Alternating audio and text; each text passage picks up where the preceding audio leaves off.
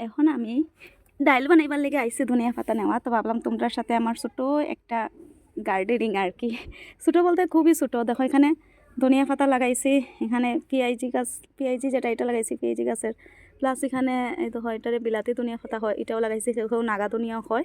আর এই যে দেখলা এগুলো আমি চা পাতি দিছি, চা বানানোর পরে দিকে যে চা পাতিটা থাকে এটা বুঝি এখানে দিলে মাটির মধ্যে ফুকা উকা হয় না, তো এটা বুঝি আমি দিয়ে দিচ্ছি। আর হয় কিছু কিছু উঠে নতুন, এগুলা কয়েকদিনই হয়েছে জাস্ট খালি লাগাইছি।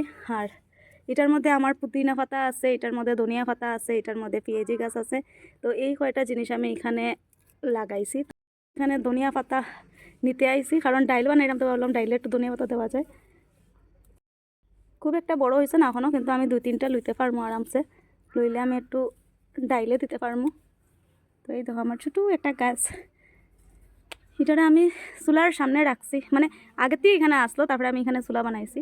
আর যেহেতু এখন শুকনা দিন, তো এক জায়গার মধ্যেই সবটি রাখছি, যাতে জল উল দিলে সবটি একলগে যাতে বাড়তে পারে। এই যে দেখো